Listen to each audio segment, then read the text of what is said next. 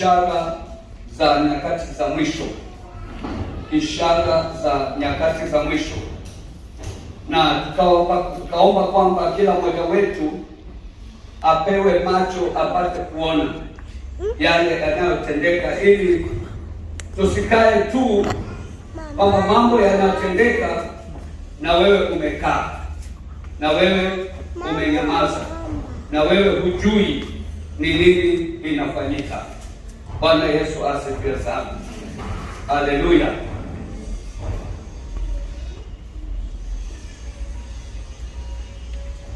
Tunajua kwamba wakati huu tunaishi wakati wa kanisa, wakati wa kanisa, wakati ambapo mtumishi wa Mungu Yohana alipokuwa katika kisiwa cha Patmo. Kisoma katika kitabu cha Ufunuo kuanzia pale mlango wa 3, Biblia inazungumza kuhusu habari inayopelekwa kwenye makanisa. Na ilikuwa ni makanisa ya Asia. Wakati ule ilikuwa ni wakati huo ipelekwa kwa makanisa ya Asia ili wajulishwe mambo ambayo hayana budi kuwapo upesi, mambo ambayo yatatendeka. Haleluya. Na tukiona kufikia mwisho wa mlango wa 3 wa Ufunuo, kitabu cha Ufunuo mlango wa 4 mstari wa 1, Biblia inaanza na kusema, na baada ya haya, baada ya haya, baada ya kanisa. Bwana asifiwe. Baada ya kanisa. Mlango wa 4 wa kitabu cha Ufunuo wa Yohana, the last book in the Bible. Baada ya haya. Na basi Biblia inaeleza mambo ambayo yatakuwa baadaye, mambo ambayo yatatokea baada ya kanisa kunyakuliwa.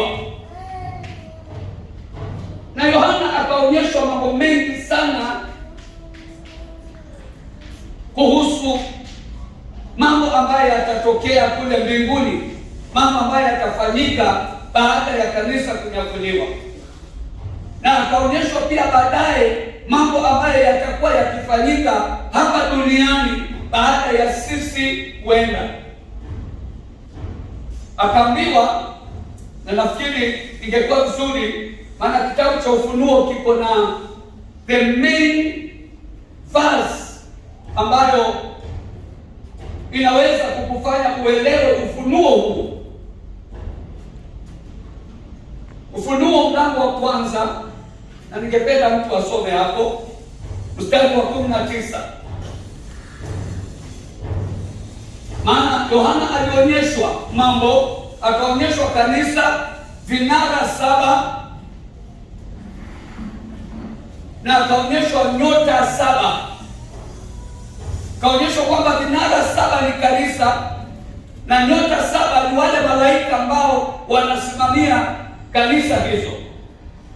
Na mambo haya yameandikwa ili sisi tutakapofika sasa tuweze kusoma na kuelewa mambo ambayo yameandikwa. Haleluya. Alionyeshwa hivyo vinara vya taa, akaonyeshwa jinsi Mungu anavyolitazama kanisa lake, kisha akaambiwa ayaandike mambo ambayo yanaendelea hivi sasa, mambo yaliyoko hivi sasa, mambo ya kanisa. Haleluya. Na basi tukaona kwamba kila kanisa Mungu alitazama na mtazamo wake. Kanisa la Efeso linaangaliwa na mtazamo wake.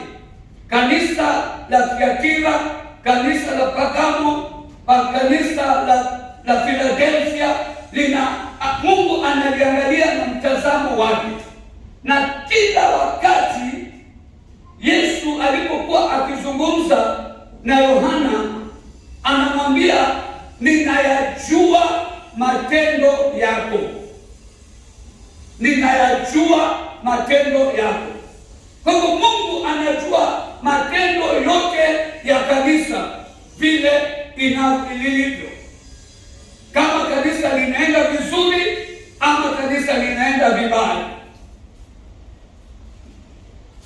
Najua vile ulivyosimama imara na hukutaka kudanganywa na watu wanaokuja kwa njia ya uongo. Najua mahali ulipoangukia. Tunajua urudi nyuma ukaangalie, uone upendo wa kwanza uliokuwa nao na sasa unaenda namna gani. Kuna kanisa ambalo linaanza katika roho na linaishia kwa mwili, na linapoishia kwa mwili watu huwa hawajui kwamba tushatoka katika roho tayari, tuko kwa mwili.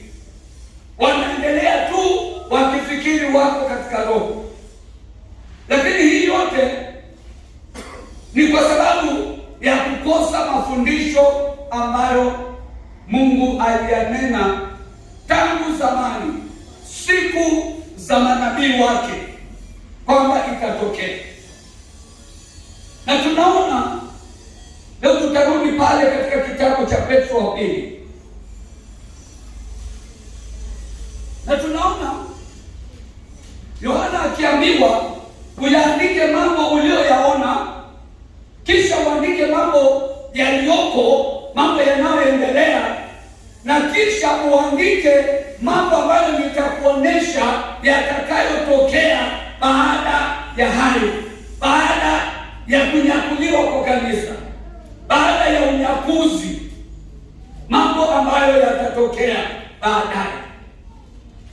Na tunaona kuanzia mlango wa 4 wa Ufunuo, hayo yote ni mambo ambayo bado hayajatokea au ni mambo yanayoendelea kutokea. Bwana Yesu asifiwe. Ndio sababu kanisa linatakana liwe mwangalifu sana kwa mambo ambayo yanatokea. Haleluya. Bwana Yesu asifiwe. Tutaanzia mlango wa 3 mstari wa kwanza, waraka wa pili wa Petro, 2 Peter chapter 3, we start from verse 1 na tutaendelea pole pole. Biblia inasema, wapenzi, waraka huu ndio wa pili ni waandikiayo ninyi katika zote mbili, na naziamsha nia zenu safi kwa kuwakumbusha, mpate kuyakumbuka yale maneno yaliyonenwa zamani na manabii watakatifu, na ile amri ya Bwana na Mwokozi iliyoletwa na mitume wenu. Sasa kuna mambo ambayo yalinenwa na Mungu kupitia kwa manabii, na tunaona manabii walinena wakasema kwamba kutafika wakati bikira atachukua mimba, bikira, a virgin, atachukua mimba na atazaa mwana, na huyu mwana ufalme wa Mungu utakuwa begani mwake. Ataitwa Immanueli, Mungu pamoja nasi. Yalipo neno, watu walikaa hivyo wakingojea huyu bikira azae mwana, na ikafika wakati hilo jambo likatokea. Mariamu akapata mimba kwa uwezo wa Roho Mtakatifu. Hakulala na mwanaume wa kawaida.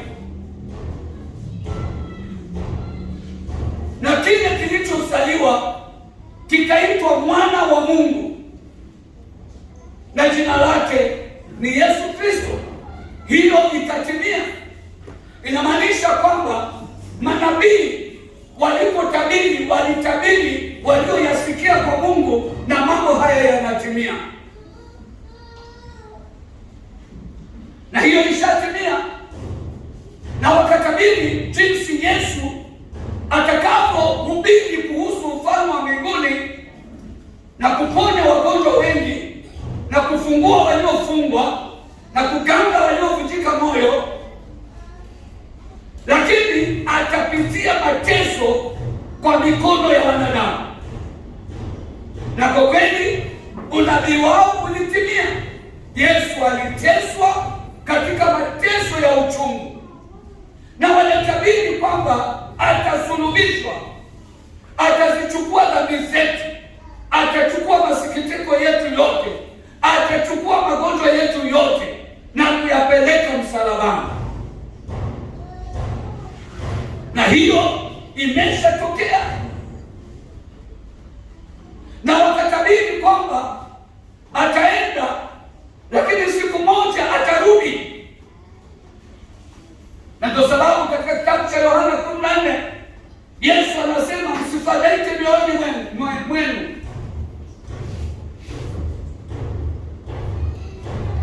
nyumbani mwa Baba yangu mna makao mengi, kama sivyo ningeliwaambia. Kama hakungekuwa kuna makao mengi mbinguni ningewaambia. Lakini sasa mimi ninaenda, niende niwaandalie mahali, kisha nitarudi nije niwachukue, niende na nyinyi, ili mahali mimi niko na nyinyi muwepo. Mungu mpango wake ni kwamba aishi na sisi milele na milele, na ndio ametupangia kwamba tuweze kuwa watu wa kusoma neno na kuelewa unabii vile Mungu alivyotumia utumishi wake kutabiri, na tuweze kufuata, na ili mwisho isiwe tu kwamba tunatoa ushuhuda tu, Bwana asifiwe, nimeokoka na mpenda Yesu, na hakuna mahali unaenda. Na ndio sababu kanisa la kiroho mnatakana muwe macho sana, muwe watchful kwa mambo ambayo yalitabiriwa. Na hapa Biblia inasema kwamba yeye alinena zamani kupitia kwa manabii wake watakatifu, na ile amri ya Bwana na Mwokozi iliyoletwa na mitume, habari inayoletwa na mitume, habari inayoletwa na wahubiri. Haleluya, Bwana Yesu asifiwe. Mkijua kwanza neno hili ya kwamba katika siku za mwisho watakuja na dhihaka zao, watu wenye kudhihaki, wafuatao tamaa zao wenyewe. Hili ni neno liliandikwa hizo siku, na sasa tuangalie, tunaona mambo haya yakitendeka. Dhihaka ndiyo, kuna manabii wa uongo ndiyo, lakini usipokuwa macho huwezi kutambua huyu ni wasawa ama huyu si wasawa. Na hatuko hapa kuhukumu mhubiri yeyote, lakini tumepewa kibali. Katika waraka wa kwanza wa Yohana mlango wa 4 mstari wa kwanza, Biblia inasema msiziamini kila roho, msiziamini kila roho, lakini zichunguzeni. Chunguza kila roho, inaenda kulingana na maandiko. Kila mhubiri anayehubiri anahubiri kulingana na maandiko. Muone kama hii roho inatokana na Mungu au la.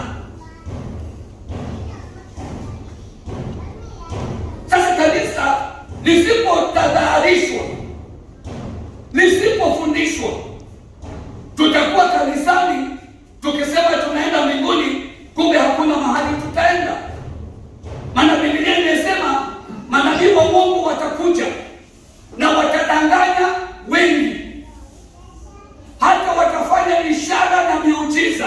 Manabii wa uongo watafanya ishara na miujiza, hata wataitisha moto ushuke kutoka mbinguni. Biblia inasema. Na je, tunaona mambo haya yanatendeka hivi sasa, ama tunasema tu yes, ni sawa, ni mtumishi wa Mungu, ni sawa?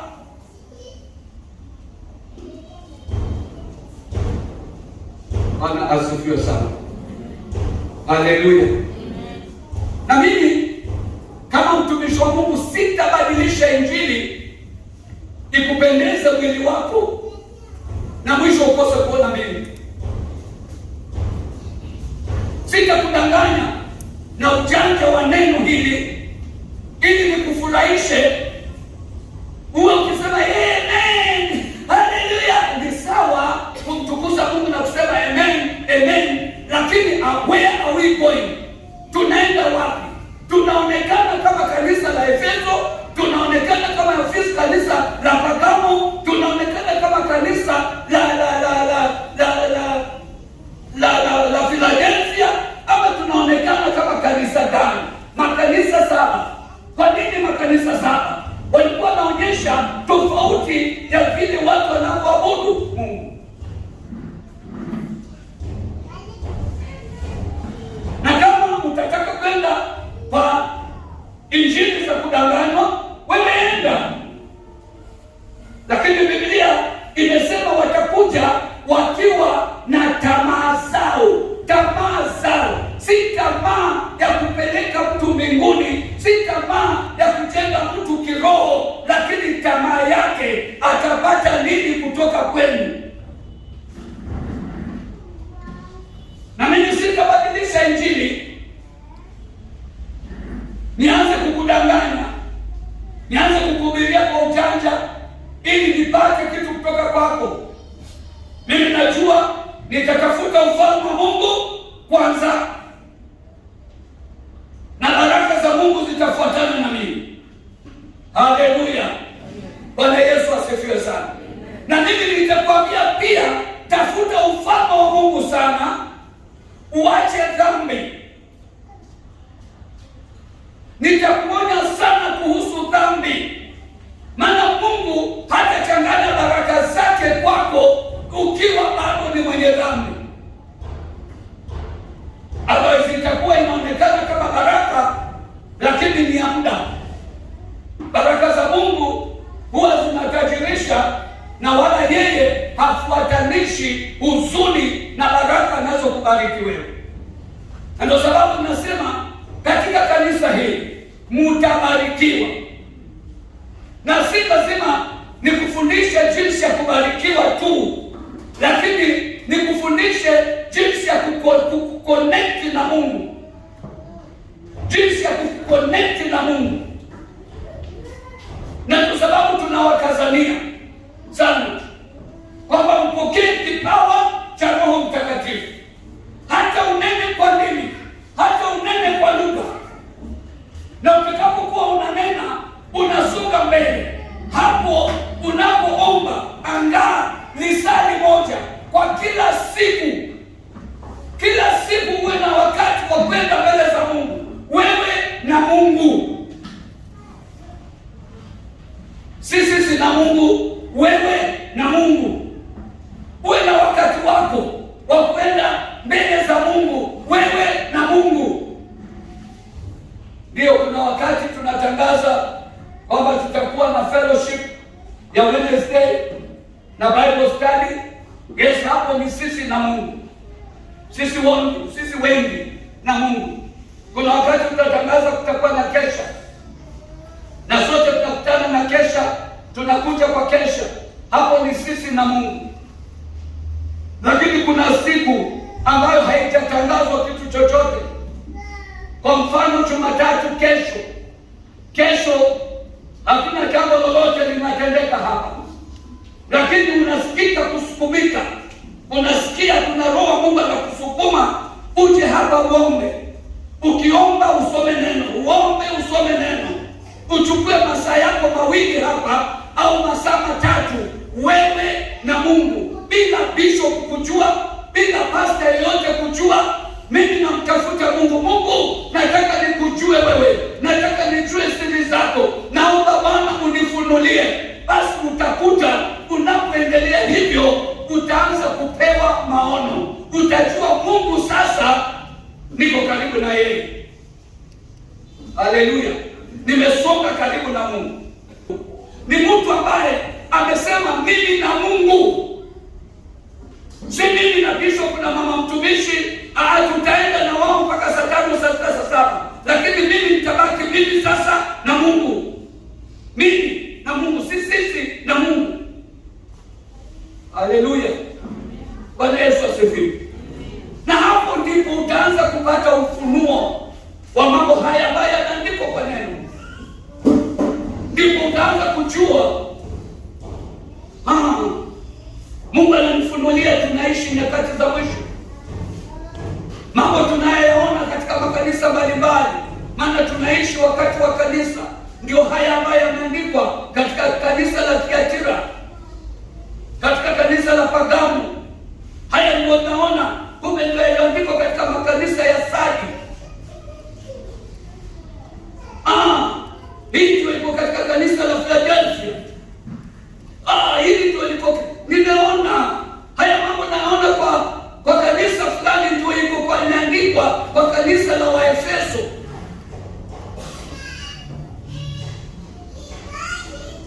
Na basi unaanza kuzichunguza hizo roho kulingana na roho wa Mungu anakuambia namna gani. Bwana asifiwe. Bwana Yesu asifiwe. Jana nilisikia mhubiri mmoja akisema Yesu haji, hawezi kuja saa hii, kuna mambo mengine bado hayajafanyika, hawezi kuja sasa. You cannot go against the Bible. Haleluya, hawezi kwenda kinyume cha Biblia. Sisi tumeambiwa atakuja kama mwizi ajabu. Hatujui siku wala saa atakayokuja Bwana Yesu, hatujui. Na kama hatujui, je, tutakuwa tukisema haji? Wanakuja na dhihaka zao, wanatudhihaki, wanasema ulimwengu tangu uumbwe umekaa hivyo. Hili neno lilinenwa zamani, Yesu anarudia, na hali imekaa hivyo tu. Hakuna haji. Yesu haji sasa, haji saa hii. Na kama uchukui kwamba hiyo ni dhihaka, utapotea pamoja na yeye. Na ndio sababu akili zetu zimeelekezwa kwa vitu vya hapa duniani. Mbinguni hakuna kupona magonjwa, mbinguni hakuna ukombozi, mbinguni hakuna kufunguliwa, mbinguni hakuna kule ni baraka za ambazo tumeahidiwa na Mungu za milele na milele. Lakini hili and deliverance ni ya hapa duniani. Ndio tumeambiwa tupone wagonjwa, na hata hapa sisi huombea wagonjwa na wanapona, sababu hiyo ni kazi yake.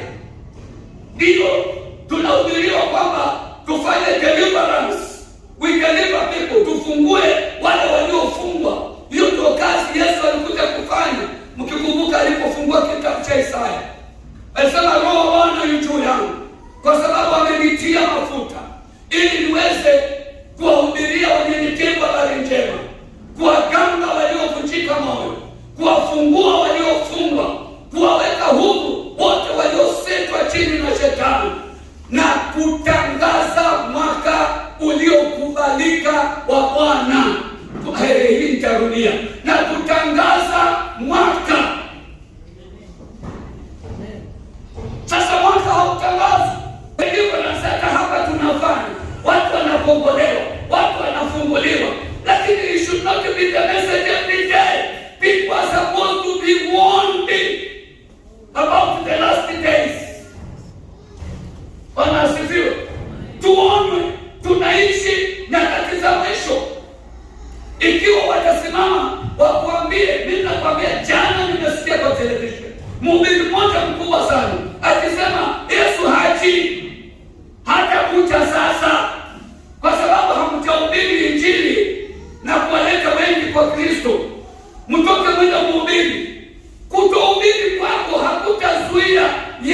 kuja.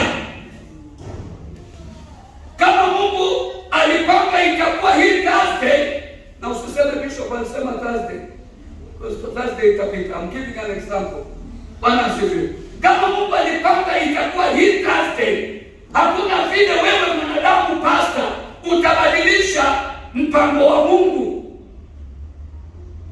Haleluya. Hakuna vile wewe utabadilisha. Yeye pekee yake ndiye anajua siku na saa. Biblia inasema hata mwana hajui.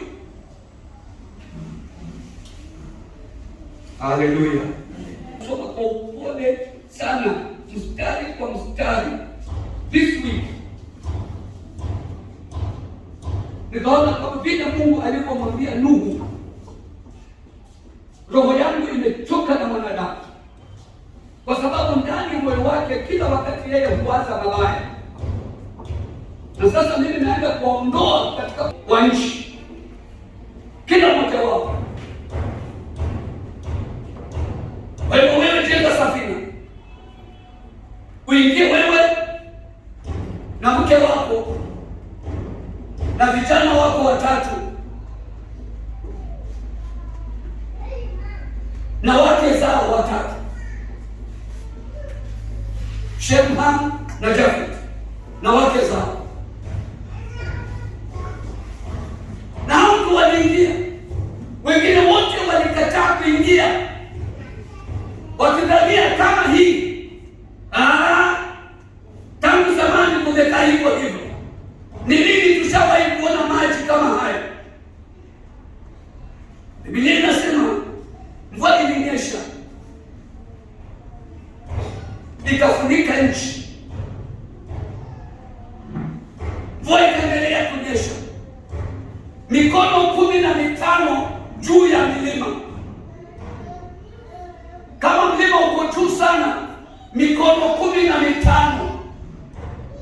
Unafikiri mkono wangu for about 2 feet, so 2 feet times 15, 30 feet, kama sivyo 2 feet times 15, 30 juu mlima na juu 30 feet. And I believe kutoka hapo kupaka hapo 30 feet ni juu sana. So kulikuwa hakuna mahali ambapo ungeweza kukanyaga ukae. Kila mahali kulikuwa maji. It is written here. Na Biblia inasema ili ifike wakati maji yakauke, ilichukua siku 150. God chapter 7 of Genesis. 150. Nilisoma pole pole, nikaanza kutafakari 150 days ni miezi mingapi? 5 months, miezi 5, ili hakikishe kwamba hakuna kitu kitakachosalia hapo nje. Let me tell you, God can do without you, but you cannot do without God.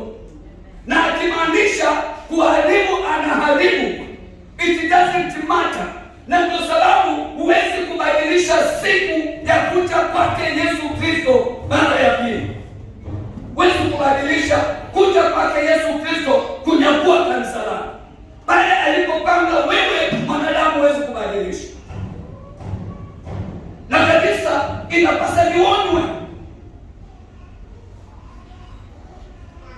Haleluya. Haleluya. Basi wanaofumba macho ili msiweze kugundua mambo haya, watakuja na kufurahisha na injili ya kupendeza vipi? I prophesy. Yes, it is good to prophesy. And we are supposed to prophesy. It is okay. Receive your blessings. Receive your vehicle. Pata gari lako, endesha Range Rover, endesha, jenga nyumba, receive your house, receive your bungalow. Haya mambo yote ni hapa. Lakini usipochunga sana, utaangamia kama wengine walivyoangamia. Maana waliishi hivyo. Kila wakati tunaenda tunawasika. Unangojea ukitembea mtaani popote, labda utakutana naye ukutani naye. Tulisema ni hivi. Bwana asifiwe. Unatafuta huyo mtu humpati. Alienda. Mimi niliona nyanya yangu nikiwa na miaka 3-4. Na jaribu kukumbuka sura yake, lakini haiji vizuri kwa sababu stili yangu. Lakini tangu afe ishi hapo. Kesha hata nietembee wapi, nitakutana na mtu sasa, huyu anafanana na lakini hapana, si yeye. Maana hatufanani. Bwana asifiwe sana. Mtu akienda ameenda. Na kila wakati watu wanaenda. Watu ambao tumewahubiria wokovu na wakasema bado mimi niko njiani. Hata mimi niko njiani tu. Si sasa. Na kesho unasikia ameenda. Mimi nasikia uchungu sana kwa mtu ambaye nilimhubiria na amekufa katika dhambi zake, ameenda motoni. It is so sad. So sad. Na neno limeandikwa ili sisi tulishike na tuweze kuamini. Je, unaamini maandiko yaliyoandikwa ambayo yamejaa pumzi ya Mungu? Ni Mungu aliyenena akasema andika. Haleluya. Bwana Yesu asifiwe.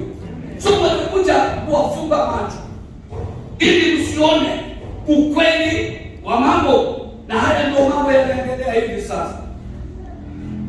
Bwana asifiwe.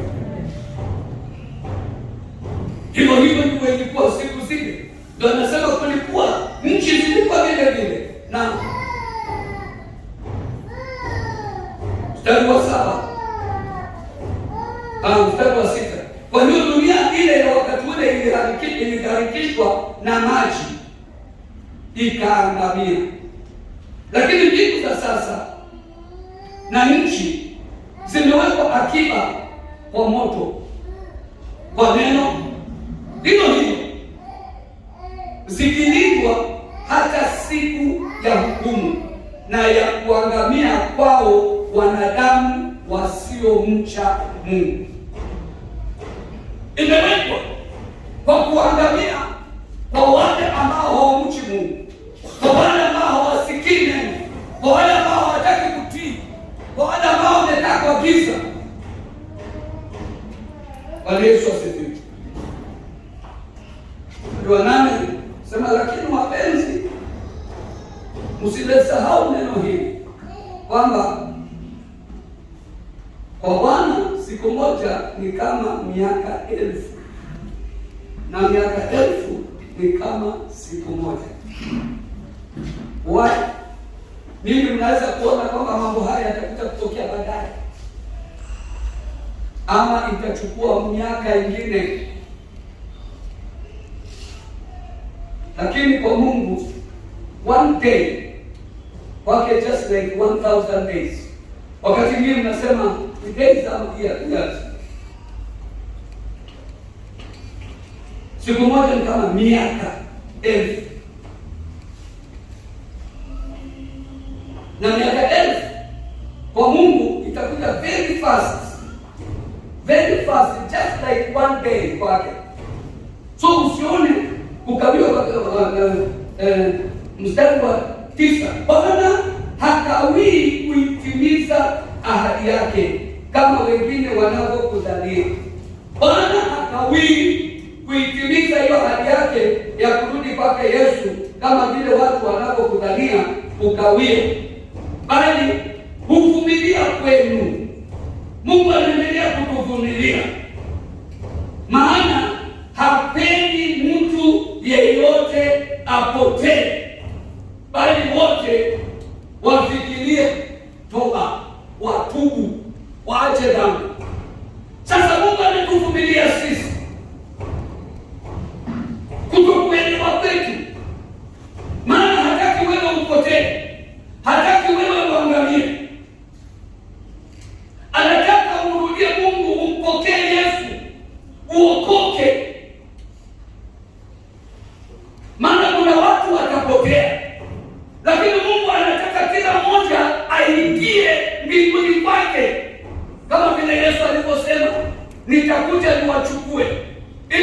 duniani nilipo na nini muwe. Yesu anataka kuwa pamoja na sisi. Usingojee, maana hata ujui siku ile utaondoka hapa duniani. Ujui. Kaa tayari, kaa macho. Haleluya. Kaa macho. Mambo haya yameandikwa ili wewe upate kujua. Bwana asifiwe. Yale mambo tunaona, kaa macho. Kaa macho. Na Mungu ametuona. Siku hiyo hakuna mtu aijuaye. Hata hiyo saa hakuna mtu aijuaye. Haleluya. Haleluya. Bwana Yesu asifiwe. Wahubiri wanaodanganya watu. Na wewe umekaa hapo sema yes. Ndio hatujui. Hatujui. Mimi kuna somo tulisoma hapa katika Mathayo 7. Ndio ungangoja tukimalizie. Mathayo 7. Na mimi nilitia uchungu sana nikiwa mhubiri. Mathayo 7 mstari wa 21. Mimi nilitia uchungu sana nikiwa mhubiri. Hasa sisi tunaofanya deliverance. Tunaotoa pepo. Tunaofungua watu. Mathayo 7 mstari wa 21. Biblia inasema si wote wasemao Bwana Bwana watakao uona ufalme wa mbinguni. Si wote, bali ni wale watendao mapenzi ya Baba yangu aliye mbinguni. Na hapa ndipo tunataka tuchunguze mapenzi ya Baba yetu aliye mbinguni ni yapi.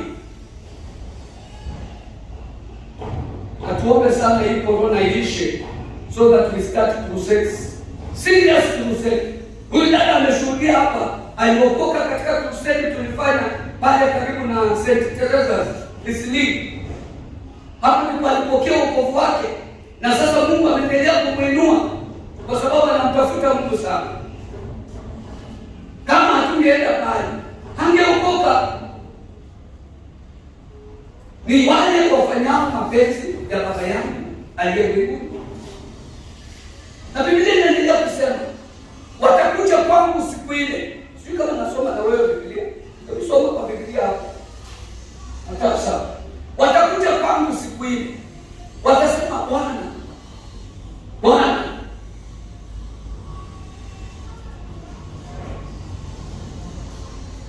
hatukutoa unabii kwa jina lako, na kwa jina lako tukatabiria watu, na kwa jina lako tukafanya miujiza mingi sana Bwana.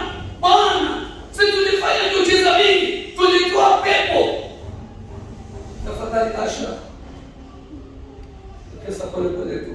Bwana asifiwe sana. Sisi tulifanya miujiza mingi Bwana, yani leo sasa yeye unanikataa. Ni nani hao walikuwa wakifanya miujiza? Mapasta. Pastors. Sijui kama umesoma na mimi hapo Matthew 7:21. Na Yesu akasema ndipo nitakapowaambia dhahiri, tokeni kwangu nyinyi mtendao maovu. Sikuwajua ninyi. Sikuwajua wakati mlipokuwa mkitenda hili na deliverance yenu. Sikuwajua. Kwa sababu kwa nini? Hakukuwa mkitenda mapenzi ya Baba yangu aliye mbinguni. Ndio sababu kila wakati naambia ukikutana na mtu mwambie neno la Mungu. Mhubirie kuhusu Yesu. Wewe uwe shahidi wa Yesu. Shuhudia Yesu. Shuhudia Yesu. Shuhudia kazi zile Yesu alifanya. Na Yesu ni yule jana, leo na hata milele, anafanya hata sasa.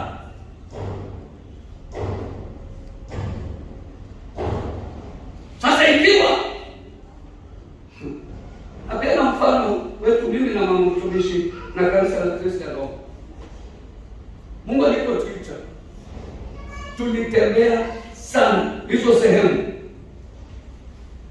na watu wengi walikuwa wamefungwa sana, na tulihubiri kila mahali na watu walikuwa wakiokoka. Haleluya! Hatukuna sehemu tuliwacha, na ndio sababu tuliweza kupata branches hizo, kwa sababu tulitembea sehemu za Irima, tulihubiri Ngome, tulihubiri sehemu mbalimbali, na watu hata walio kanisani sasa, wengine wao wanatoka mbali mbali, watajiji mnatoka hapa Isilika, wengine hapa Lungalunga, wanatoka mbali, ni kama hapa na town na wapi beyond town, wanakuja kanisani na wanaomba na wamejazwa na Roho Mtakatifu. Na ndio sababu kanisa mimi ninalosimamia, mimi kama mchungaji, napenda kila mmoja wenu ajazwe na Roho Mtakatifu. Haleluya! Ili mtende mapenzi ya Mungu. Biblia inasema mtapokea nguvu akiwachia juu yenu Roho Mtakatifu, kisha mtakuwa mashahidi wa Yesu. Je, wewe ulipopokea kipawa cha Roho Mtakatifu umekuwa shahidi wa Yesu, ama umeingia hiyo tu unashinda hapo kwa hili na deliverance peke yake liko hivyo na kutabiriwa? I prophesy, na kutabiria, na wanatabiri nini? Vitu vya hapa. Bwana asifiwe. Bwana Yesu asifiwe. We have to be watchful, tuwe waangalifu na kuitisha sadaka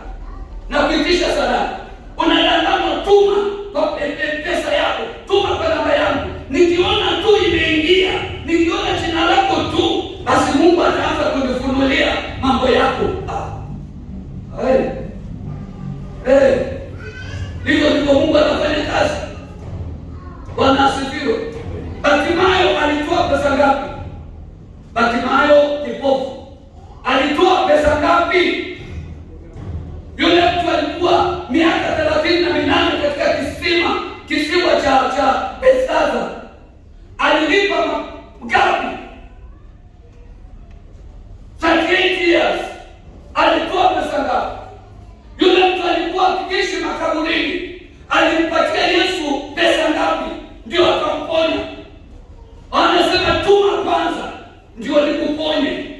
I'm not against anybody, but I'm telling you one day some of them watasema Bwana, lakini Bwana ataambiwa sikukujua wakati ulikuwa ukifanya haya.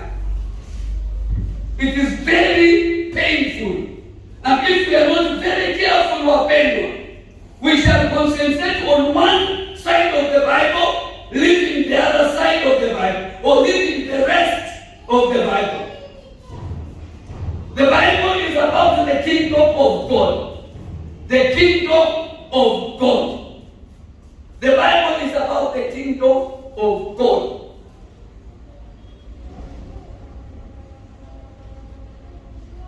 And even in Matthew chapter 10 verse 7, Biblia Yesu anawaambia wanafunzi katika kwenda kwenu, hubirini mkiwaambia ufalme wa Mungu umekaribia. You start with that. Then, pozeni wagonjwa, toeni pepo, takaseni wenye ukoma, fufueni wafu. Mumepewa hiki kipawa bure, toeni bure. How come now tunanunua mafuta? Ni vipi tunanunua mafuta? Ni vipi tunanunua vifagio na vitambaa? Ni vipi tunafagia mapepo? Iko wapi tunafagia mapepo? It's up to you. You can follow them, uangamie pamoja na wao, ama uzichunguze hizo roho zinatokana na Mungu. Hallelujah. Hallelujah. But even today we shall pray for the sick. Ikiwa unasikia tutakuombea hapa leo, kwa sababu mimi nishahubiri kuhusu ufalme wa mbinguni. Now I'm ready to heal the sick. pozeni wagonjwa, niko tayari hata kutoa pepo. I'm prepared. Bwana asifiwe. Niko tayari nikemee pepo ya mauti, maana nimepewa mamlaka. Lakini ninawaona wapendwa, nataka Yesu akija sote tumlaki mawinguni. Anaweza kuja wakati wowote. Mimi nitakwambia hivi, ukienda ukiambia na mwingine haji, basi ataingia kwenye kitabu cha Petro wa pili. Haji basi yuko hapo.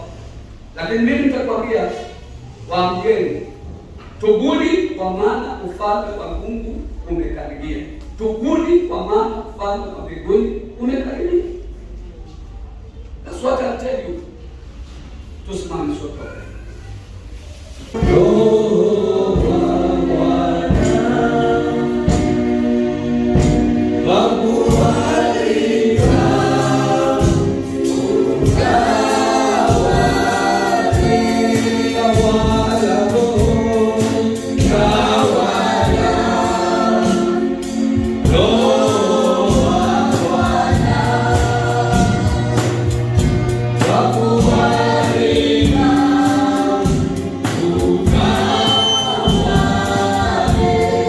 Kila mmoja wetu tuinue mikono yetu juu kwa Bwana.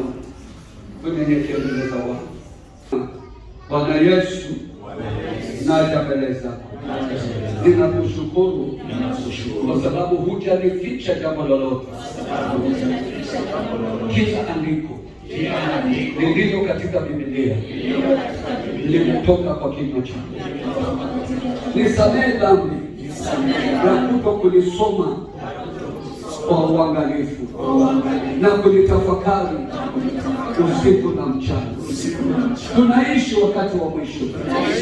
Bwana, naomba uweke walimu wa uongo mbali nami, mbali nami.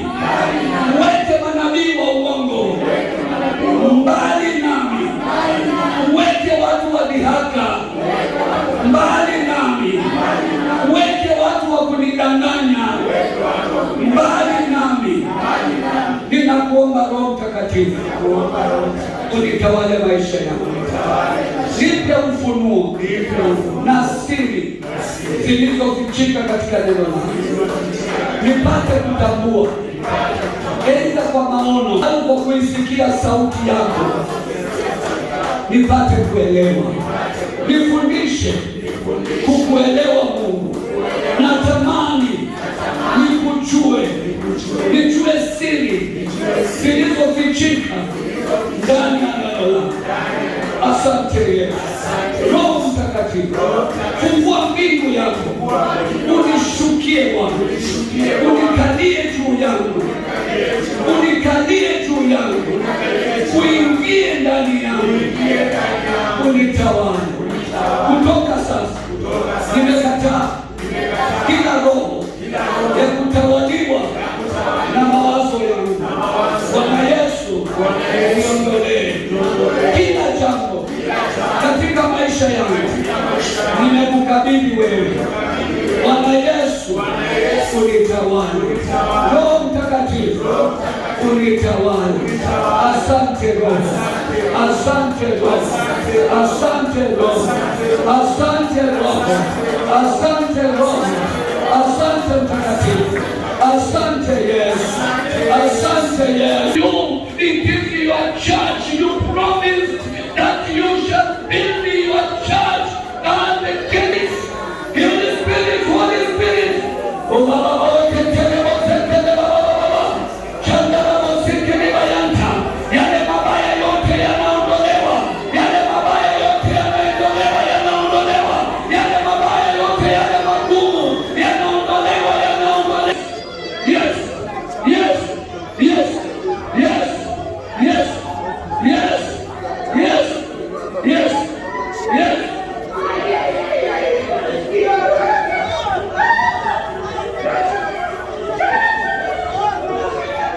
Ichomeke katika jina la Yesu.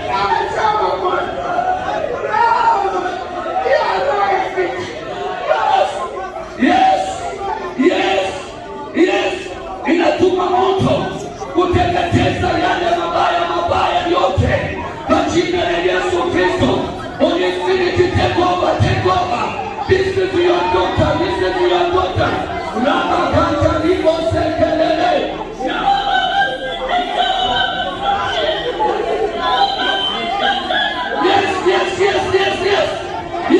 Yes. Mruhusu Roho Mtakatifu. Yes, mruhusu. Shekeleba yada libo sekeleba baba. In the name of Jesus, in the name of Jesus, in the name of Jesus. In the name of Jesus, in the name of Jesus, in the name of Jesus. Sing my day. Oh, your day.